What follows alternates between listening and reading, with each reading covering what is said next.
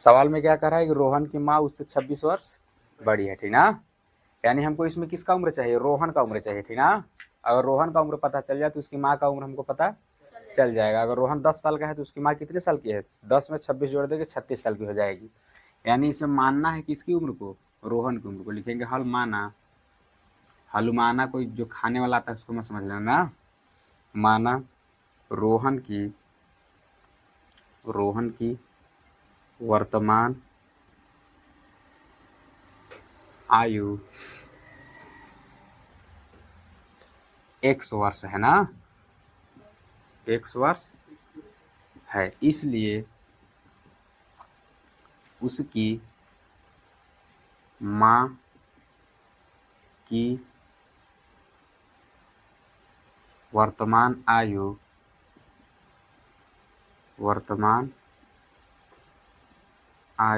देखो 1 साल तो रोहन का है, उसकी माँ इससे कै साल बड़ी है, 26 साल बड़ी है, तो x + 26 हो जाएगा ना। वर्तमान मतलब क्या होता है,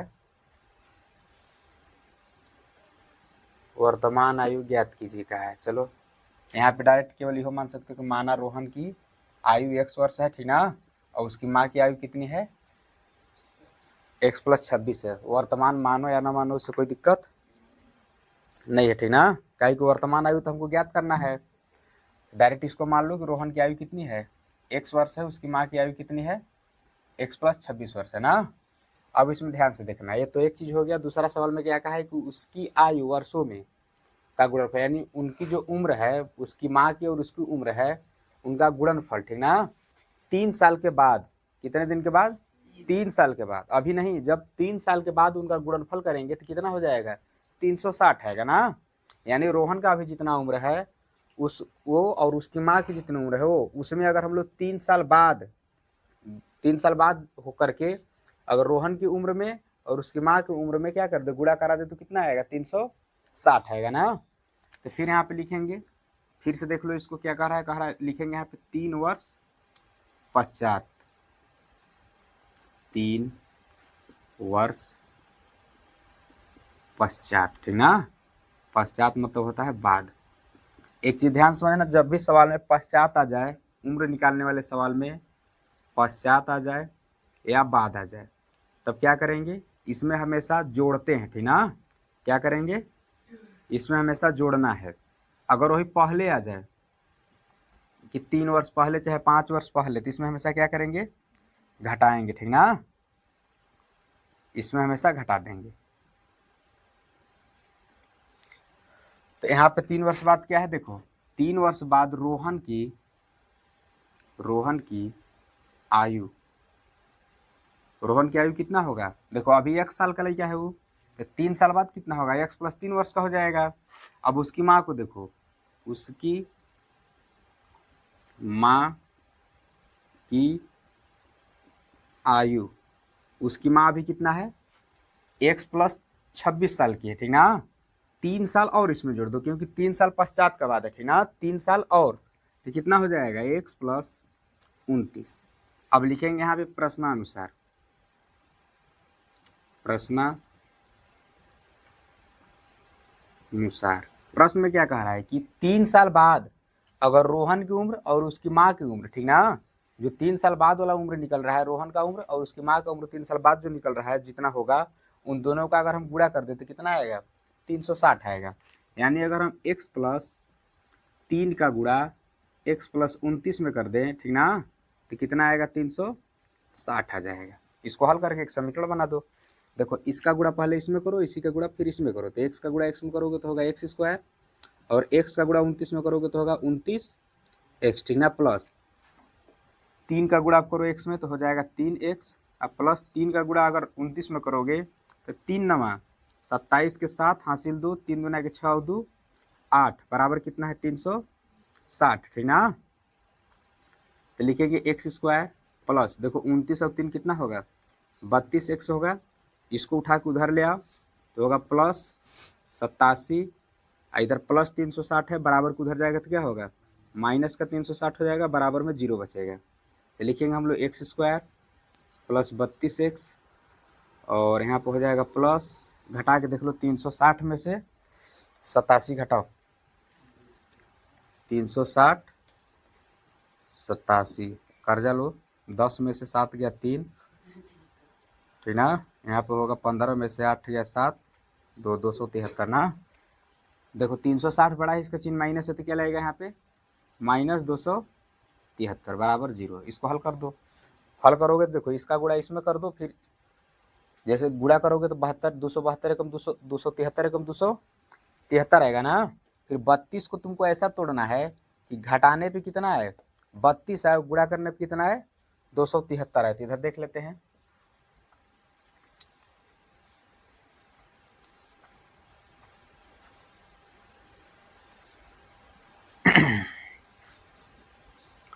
पहले 273 को काट लो, 3 से कटेगा 3 9 27, 3 1 3, अभी 7 से कटेगा, फिर 13 से कटेगा, 13 1 13, 7 3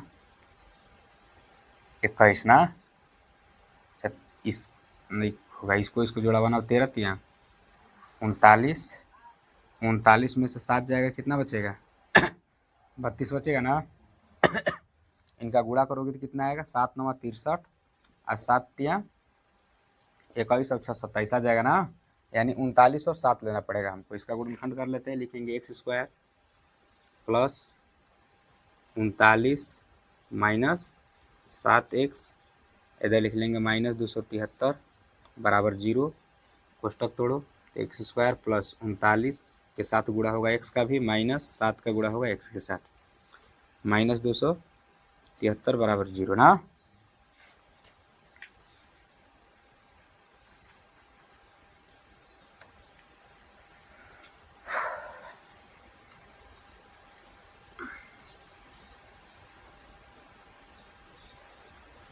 इसको जोड़ा बना लेते हैं, ठीक। 2 2 का जोड़ा बना लो। अब कॉमन ले लो। उस पहला वाले में कॉमन क्या दिख रहा है, केवल x कॉमन दिख रहा है, बचा क्या है x और प्लस 39 ना। और दूसरा में क्या दिख रहा है कॉमन, -7 कॉमन दिख रहा है ना। -7 कॉमन लेंगे तो अंदर बचेगा x, और ये माइनस जब कॉमन लिए हो तो अंदर क्या हो जाएगा प्लस हो जाएगा, चिन्ह बदल जाएगा। काट के देखो कई बार में कटेगा, 7 7 3 21 ना, फिर बचा यहाँ पे 6 तो हो जाएगा 63, 7 9 63। अब इनमें से फिर कॉमन ले लो। अब कॉमन क्या लोगे, x प्लस 39 कॉमन ले लो, और जो बाहर बच गया है उसको कोष्टक में पैक कर दो, x माइनस 7। अब बराबर का 0, यहाँ पे जगह नहीं है, ठीक ना, बराबर 0 कर लेना। एक बार इसको 0 के साथ रख दो, एक बार इसको 0 के साथ रख दो, तो रखेंगे x प्लस 39 बराबर 0, x माइनस 7 बराबर 0, x बराबर हो जाएगा -39 है ना, इधर हो जाएगा x बराबर प्लस का 7। अब जरा ध्यान से देखना, हम बताएं कि उम्र कभी माइनस में नहीं होता है ना। तो हम लोग किसको ले लेंगे, अब यहाँ पे निकाल लेते हैं हम लोग कि रोहन की आयु, रोहन की आयु कितना हो जाएगा,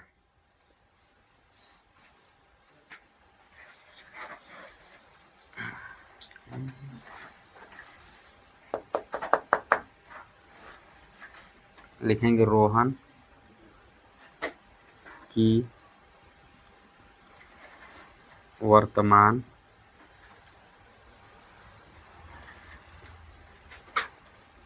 आयु कितना है, x है, तो x बराबर कितना निकाले हम लोग 7 निकाले है ना। फिर यहाँ पे लिखेंगे रोहन की माँ की वर्तमान आयु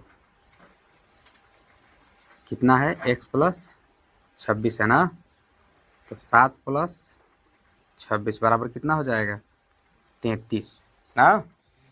अब फिर क्या कह रहा था कि इनमें अगर 3 3 साथ जोड़ दिया जाए तो 360 आना चाहिए, यानी 7 में 3 जोड़ दो तो कितना हो जाएगा 10 हो जाएगा, और 33 में 3 जोड़ दो तो कितना हो जाएगा 36 धाम कितना हो जाएगा 360 हो जाएगा। यानी तुम्हारा अगर इच्छा हो तो यहाँ पे वर्तमान तुम लिख सकते हो, ठीक ना, यहाँ पे वर्तमान लिख सकते हो, कोई दिक्कत इसमें नहीं है, ठीक है ना। देखो सवाल में क्या हमसे पूछा है कि अभी उम्र कितना है, 3 साल बाद नहीं, अभी उम्र कितना है, तो अभी जो रोहन का उम्र है 7 वर्ष है, कितना है 7 वर्ष है, ठीक ना। और उसकी जो माँ की उम्र है वो कितना है 33 वर्ष है। लेकिन 10 साल बाद 3 साल के बाद कितना हो जाएगा, सवाल में कहा है कि 3 साल के बाद, दूसरा शर्त वही ना है कि अब से 3 वर्ष बाद, पश्चात मतलब क्या होता है, बाद होता है, ठीक ना। 3 साल बाद अगर उनका गुणा हम कर दें, उनकी उम्रों का गुणा कर दे तो कितना आना चाहिए, 360 होना चाहिए। ये तो वर्तमान वाला निकला है, हमको कौन चाहिए, 3 साल बाद वाला चाहिए। तो अगर 3 वर्ष बाद को हम लोग ध्यान से देखें तो अभी आज का उम्र इसका वर्तमान आयु कितना है, वर्तमान मतलब जो चल रहा है, तो अभी इसका उम्र है 7 वर्ष। तो 3 साल बाद कितना हो जाएगा इसका उम्र, 10 साल हो जाएगा, ठीक ना। इसकी माँ की उम्र है 33 साल, तो 3 साल बाद इसकी माँ की उम्र कितनी हो जाएगी, 3 साल बाद हो जाएगा 36 साल। अगर इन दोनों का आपस में हम गुणा कर दें तो कितना आ जाएगा, 360 आ जाएगा। सवाल में ही ने कहा है कि 3 साल अगर बाद उन रोहन की उम्र और उसकी माँ की उम्र दोनों का अगर गुणा किया जाए तो कितना आ जाएगा, 360 आ जाएगा, ठीक ना। देखो जब भी इस तरह का सवाल आए तो पहले पता करो कि किसका, किसी एक का उम्र ऐसा पता करो कि जिसकी उम्र पता चल जाए तो दोनों का उम्र हमको क्या होगा, मिल जाएगा ना। यानी इसमें क्या था कि रोहन का उम्र पता हमको चला तो ये पता चल गया, सवाल ही में बोला था कि अगर रोहन की उम्र जितनी है उससे उसकी माँ की उम्र कितनी है, 26 साल ज़्यादा है, ठीक ना। यानी एक का उम्र हमको पता चला तो हम दूसरे का, देखो मेन मकसद क्या होता है, इसमें एक समीकरण बनाना होता है, ठीक ना। उस समीकरण को गुणनखंड विधि से चाहे श्रीधराचार्य सूत्र विधि से हल करके एक्स का मान निकाल दो, जो चाहिए सवाल को मिल जाएगा।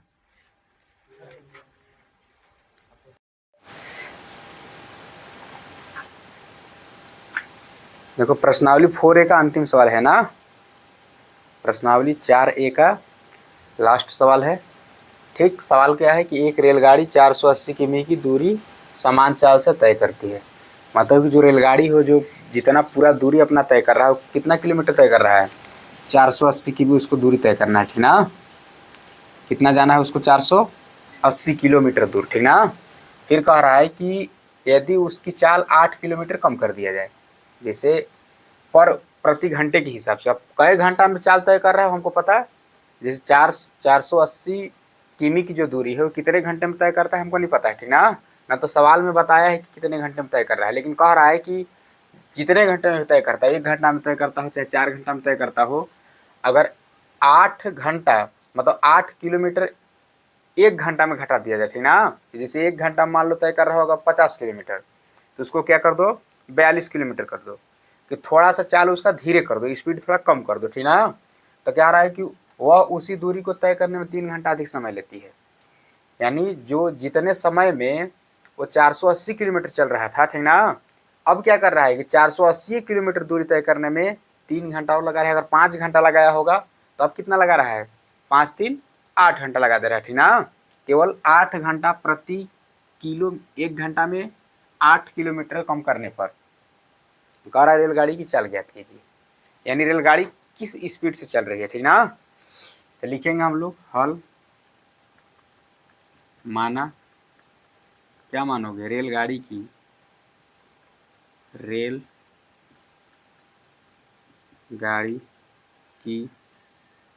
चाल, रेलगाड़ी की चाल क्या है, x किमी है ना, x किमी प्रति आवर लिख लो, चाहे केवल इतने लिख दो,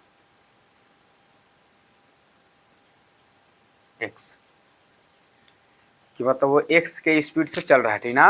अब कितना स्पीड से चल रहा है हमको नहीं पता। अब इसमें फिर क्या कह रहा है कि अगर इसमें से तुम क्या कर दो, एक चीज इसमें ध्यान समझ लेना कि माने हम क्या चीज, रेलगाड़ी की चाल कितनी है, x है, ठीक ना। इसमें और हमको क्या चाहिए, समय चाहिए कि कितने समय में तय कर रहा है। देखो एक चीज क्या है, सूत्र आगे पीछे पढ़े होगे, आगे पढ़ोगे, चाल बराबर क्या होता है, दूरी बट्टे समय होता है, ठीक ना। दूरी बट्टे समय सूत्र होता है। तो समय बराबर क्या हो जाएगा, देखो चाल के जगह पे समय चला जाएगा, तो समय की जगह पे कौन आ जाएगा, चाल आ जाएगा, दूरी बट्टे चाल। यानी समय बराबर होता है दूरी बट्टे चाल। अगर हमको दूरी निकालना हुआ तब, तो दूरी बराबर देखो क्या हो जाएगा, दूरी बराबर, इधर समय था, समय रहेगा ना, आई जो चाल है उधर जाएगा ना, चाल इधर भाग में उधर जाएगा तो क्या होगा, गुणा में, तो चाल गुणे समय या समय गुणे चाल हो जाएगा ना। देखो 3 सूत्र इसमें मिल गया, तीनों की आवश्यकता पड़ेगी। पहला सूत्र क्या है, पहला सूत्र है कि चाल बराबर होता है दूरी बट्टे समय। दूसरा सूत्र क्या है कि समय बराबर होता है, इसी में से हम निकाले हैं, समय बराबर क्या, समय को यहाँ रख दिए, इसको यहाँ रख दिए, समय बराबर दूरी बट्टे चाल हो गया। अब दूरी का सूत्र क्या निकाले हम, देखो दूरी इसी में से निकाले, दूरी जहाँ था वहाँ रख दिए, चाल को उठा के उधर भेज दिए, ठीक ना। तो समय गुणे चाल करो चाहे चाल गुणे समय करो, दूरी बराबर चाल गुणे समय, आसान करने में थोड़ा मतलब पढ़ने में अच्छा लगता है, और समय गुणे चाल भी ठीक है। अब देखो थोड़ा सा इसको समझना, ये क्या है तुम्हारा लौह पथ है, लौह पथ मतलब लोहे का रास्ता ना, लोहे का रास्ता पे कौन चलता है, ट्रेन, जिसको हम लोग पटरी कहते हैं। अब इसको थोड़ा इस पे ट्रेन एक ठो बना लेते हैं, देखते हैं ट्रेन बनाने आता है कि निकाला के, तो टीचर है नहीं हम।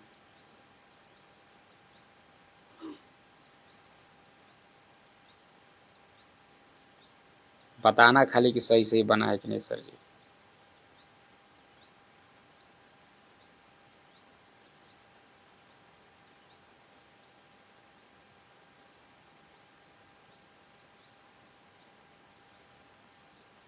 बन गया ट्रेन है, ये एक नंबर के ट्रेन है। देखो अभी ट्रेन क्या कर रहा है, इस रास्ते पे चल रहा है, ठीक ना। अब इसमें देखो ध्यान से कह क्या रहा था कि जो रेलगाड़ी है ये समान चाल से चल रहा था, और कितना दूरी तय कर रहा था वो, 480 किलोमीटर दूरी तय किया था। यानी मान लो यहाँ से चला था, इसको यहाँ पहुँचना था, यहाँ से यहाँ तक की दूरी कितनी है, 480 किलोमीटर है। अब क्या कह रहा है कि अगर इस स्पीड को, मतलब जिस भी स्पीड में जा रहा था उस स्पीड को 8 किलोमीटर प्रति घंटा के हिसाब से कम कर दो, ठीक है। जैसे मान लो यहाँ से तुम रामगढ़ जा रहे हो, रामगढ़ कोई 20 मिनट में पहुँच जाता है, तो ज़्यादा स्पीड में जाता है। किसी को जाने में 30 मिनट लगता है, वो थोड़ा कम स्पीड में जाता है। किसी को जाने में 40 मिनट लग जाता है, वो और कम स्पीड में जाता है। यानी तुम स्पीड कम करोगे, यानी चाल कम करोगे तो समय ज़्यादा लगेगा, ठीक ना। तो वही चीज़ कह रहा है कि मान लो जितने भी समय में इतना दूरी तय किया था, ठीक है, लेकिन अब इसमें क्या करो कि 1 घंटा में 8 किलोमीटर स्पीड उसका कम कर दो, कि 1 घंटा में अगर वो 20 किलोमीटर चलता हो तो 1 घंटा में अब कितना चले हो, केवल 12 किलोमीटर चले, ठीक ना। तो जब ऐसा करोगे तब क्या होगा कि उसी मतलब इसको तय करने में, जैसे मान लो जितने में भी तय कर रहा होगा उसको तय करने में अब क्या करेगा, 3 घंटा ज़्यादा समय लेगा, ठीक ना। तो हम क्या निकाल लिए अभी एक चीज़, माने क्या चीज़, रेलगाड़ी की चाल मान ली कि 1 किमी प्रति घंटा है, चाहे मान लो 1 से मान दिए इसको डायरेक्ट, ठीक ना। अब आगे क्या कह रहा है, हमको समय चाहिए कि आखिर कितने समय में लगा, तो लिखेंगे हम लोग समय बराबर, समय का फार्मूला क्या है, समय को हम लोग T1 लिख लेते हैं, ठीक ना, कि पहला समय जो लगा T1। समय बराबर सूत्र क्या निकाले हैं, दूरी बट्टे चाल, ठीक ना। समय बराबर दूरी बट्टे चाल, यहाँ लिख दे रहे हैं दूरी बट्टे चाल। तो दूरी कितना हम माने हैं, देखो दूरी कितना है, 480 किलोमीटर दिया है, इसमें दिया है ना, कितना दूरी इसको तय करना है, 480 किमी दूरी तय करना है। चाल हम माने हैं x, हो गया समय T1 बराबर, ये हम निकाल लिए समय। अब देखो एक चीज और सवाल में क्या कर रहा है, अब लिखेंगे यहाँ पे प्रश्नानुसार, इतने दायरे हैं, ठीक ना, प्रश्नानुसार। प्रश्न में क्या कह रहा है, प्रश्न में कह रहा है कि अगर 8 किमी प्रति घंटा को क्या क्या किया जाए, कम, चाल को कम किया जाए, किसको, चाल को कम किया जाए। यानी अभी x किलोमीटर अभी x की स्पीड में चल रहा था, तब क्या होगा, x में से 8 घटा देंगे, ठीक ना। जैसे मान लो अभी पहले से हमको पता होता कि 20 किमी प्रति घंटा की चाल इस रफ्तार से चल रहा है, कि 1 घंटा में कितना जा रहा है, वो 20 किलोमीटर दूर जा रहा है। तो जब इसमें कहा कि क्या करो, इसकी चाल को तुम घटा दो, कितना, 8 किमी प्रति घंटा के हिसाब से। तो 1 घंटा में पहले वो चल रहा था 20 किलोमीटर, तो घटाने के बाद कितना चलेगा, 20 में से 8 कम कर दो, 12 किलोमीटर जाएगा, यानी 20 माइनस 8 है ना हम करेंगे। तो वही चीज़ यहाँ पे, वहाँ पे 20 था तब ना हमको 12 मिल रहा है, कि पहले सर जी 20 था, 30 में से हम 8 कम करेंगे तो 12 बचेगा। लेकिन जब हमको पता है कि x है, तो x में से हम 8 कम करेंगे तो हमको क्या मिलेगा, x माइनस 8 है ना, भी मिलेगा। क्यों, क्योंकि हमको अभी x का मान पता नहीं है, ठीक ना। अब यहाँ पे लिखेंगे प्रश्नानुसार, प्रश्न में से डायरेक्ट इसमें से निकालते हैं कि देखो दूरी हमको चाहिए कि दूरी कितना है, तो इस सूत्र को लिखेंगे, दूरी बराबर चाल गुणे समय। लिखेंगे यहाँ पे दूरी बराबर चाल गुणे समय। तो दूरी कितना है, दूरी टोटल कितना है, 480 किमी है। चाल कितना है, देखो चाल अब कितना है, चाल अब है x में से 8 घटा के लिखना, ठीक ना।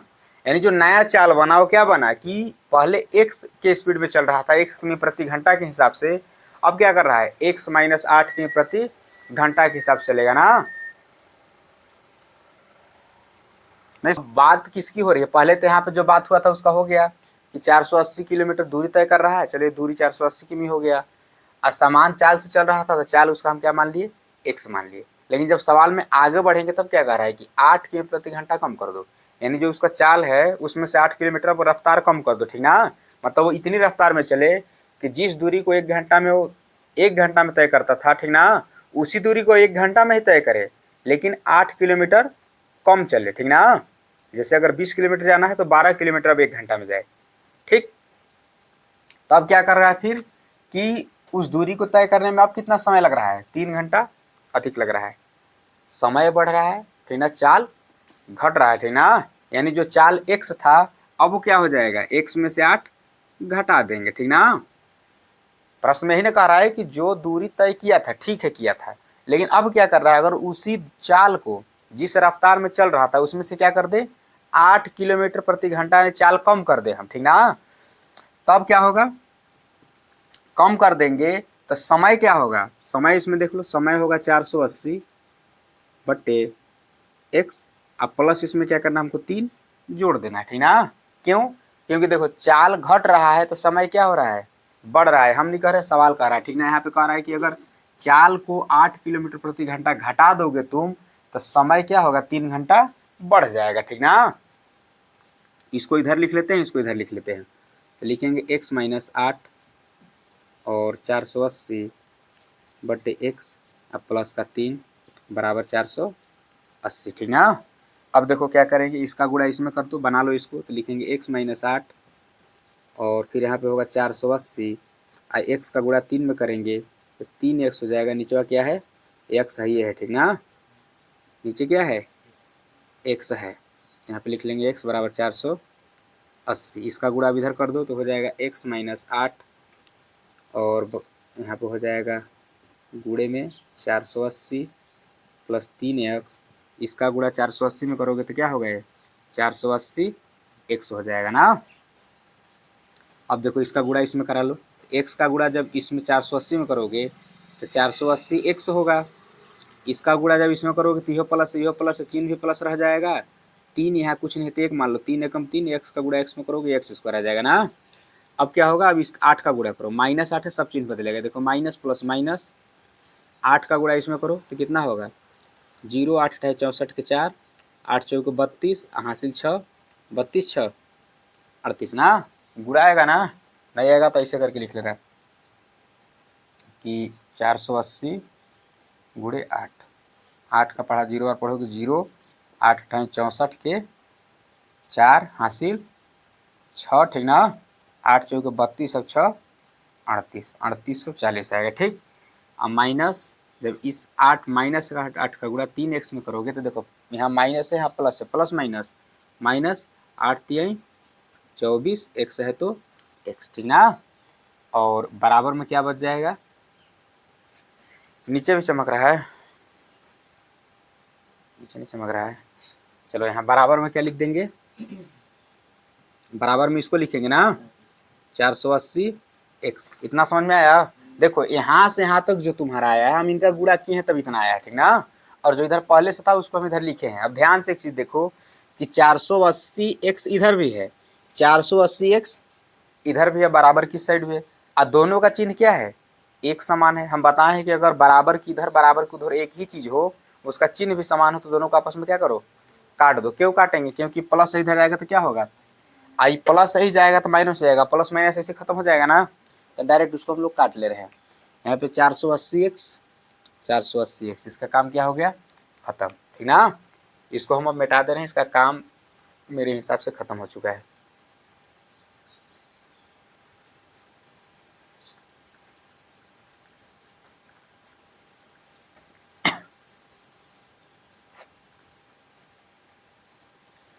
देखना इधर बचा क्या? बचा 3x स्क्वायर और माइनस, चलो इसको साफ साफ लिख लेते हैं, मतलब कि मानक रूप में लिख लेते हैं ना। पहले x वाले को लिख लो 24x, फिर माइनस 3840, बराबर में क्या बचा? 0 ना। देखो 3 यहाँ पर लग रहा है कॉमन, देख रहे हैं 3 3 एकम 3, 3 अठे 24, 3 से शायद ये होकर जाएगा ना। 3 कॉमन ले लो, एक्स स्क्वायर माइनस, इसको काटो कई बार में कटेगा, 3 अट्ठे एक्स है तो एक्स माइनस 3 एक कम 3, 3 दूना के 6, बचा यहाँ पे 2 हो जाएगा 24, 3 अट्ठे, अरे हाँ 3 अट्ठे 24 और 0 है तो 0 हो गया ना। अब बराबर में 0, इस एक 3 को अगर इधर लाओगे 0 को बट्टे में करोगे, ठीक ना, तो 3 क्या बन जाएगा, 0 बन जाएगा। 0 में किसी भी संख्या से भाग दो या किसी भी अंक से भाग दो, वो क्या हो जाता है, 0 हो जाता है ना। तो बचेगा इधर x square minus 8x minus 1280, अब बराबर में 0। एक पूछना कोई मत कि एक्स कहाँ गया, एक लाइन छोड़े हैं, इसको पक्षांतर करोगे इधर इधर गुणा में इधर आएगा तो क्या होगा, भाग में हो जाएगा, 0/3 हो जाएगा। और 0/3 का मतलब क्या होता है, 0 होता है ना। 0 में किसी भी अंक से तुम गुणा करोगे तब वो 0 आएगा, शून्य आएगा। और शून्य में किसी अंक से भाग दोगे, किसी अंक में शून्य से भाग मत देना, अनंत आ जाएगा, ठीक ना। इसमें और इसमें बहुत अंतर है, 3/0 और 0/3, इसका मान कोई नहीं निकाल सकता है, इसको हम लोग कहते हैं इनफाइनाइट, अनंत। इसका मान कितना होता है, 0 होता है, ठीक ना। 0 में शून्य में किसी भी अंक से भाग दो, शून्य आएगा, लेकिन किसी भी अंक से किसी अंक में शून्य से भाग मत देना, ठीक ना। इतना हो गया ना। हैं, अब गुणनखंड कर लो, सीखे है ये हो फैक्टर निकाल के गुणनखंड करना। देखते हैं हम लोग यहाँ पे लिखेंगे, देखो 1280 एक 1280 आएगा, यानी घट यहाँ पे देखो घटाने पे कितना आना चाहिए, माइनस का 8 आना चाहिए। तो यहाँ पे लिखेंगे 1280, 2 से काटो, 2 छक्के 12, 2 चौके 8, 0, 2 तिहाई 6, 2 दूना के 4, 0, फिर 2 एक कम 2, 2 छक्के 12, 2 अट्ठे 16, 40 दूना के 80, 20 दूना के 40, 10 दूना के 20, 5 दूना के 10 ना, 5 से कम 5। हमको अब ऐसा बनाना है जिसमें 8 का अंतर हो, ठीक ना, 8 का अलग फर्क हो। देखो 2 दूना 4 दूना 8 दूना 16 दूना 32, नीचे से बना के देख लो, 5 दूना के 10 दूना के 20 दूना के 40, 32 में 40 कितना अंतर है, 32 40, 8 का अंतर है ना। ठीक, यहाँ पे जैसे 40 हो गया और माइनस का 32 हो गया, तो कितना आएगा, 8 आएगा ही, ठीक ना। अब कहोगे सर जी माइनस का 8 आना चाहिए, तो माइनस का 8 हम हला रहे हैं, ठीक ना।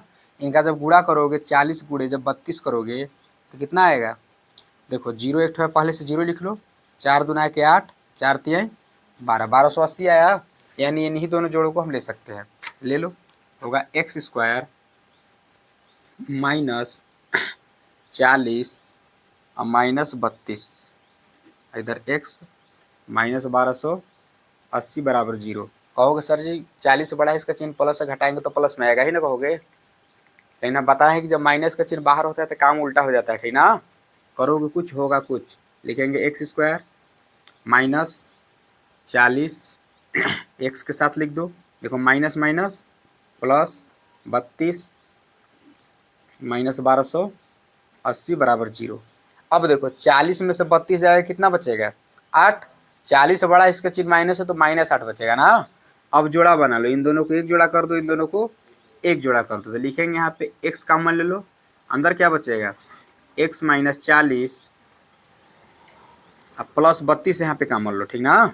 देख लेते हैं, 32 से कॉमन लेना पड़ेगा क्योंकि यहाँ पे x बचा है ना, तो अपने से दिमाग लगाओ कि यहाँ से 32 हटाएंगे तब ना केवल x बचेगा। यहाँ पे दूसरा का क्वेश्चन में x हो गया, प्लस कॉमन लिए है ना, तो चिन्ह नहीं बदलेगा, माइनस से रहेगा ही। देखो 32 अगर हम कॉमन लिए हैं तो कई बार में कटेगा, 40 बार में ही कटेगा, तो यहाँ पे लिख लेंगे 40 और बराबर में 0। इन दोनों को एक कोष्टक में लिख दो, हो जाएगा x माइनस 40 और दूसरा का कोष्टक में हो जाएगा x प्लस 32 बराबर 0। 0 को एक बार इसके साथ रखो, एक बार इसके साथ रखो, लिखेंगे x माइनस 40 बराबर 0, x प्लस 32 बराबर 0, x बराबर हो जाएगा 40 और x बराबर हो जाएगा यहाँ पे माइनस 32। हम बताएं माइनस वाले मान को लेने का कोई ज़रूरत नहीं है, यानी जो चाल कितना है, 40 किमी प्रति घंटा की रफ्तार से ट्रेन चल रहा है, ठीक ना। ध्यान से भी इसको समझ लेना है कि जो ट्रेन पहले जो चल रहा था किस स्पीड में चल रहा था, 40 किमी प्रति घंटा के हिसाब से चल रहा था। और घटाने पे कितना चलेगा, अब 32 किमी, 40 में से 8 घटा दो,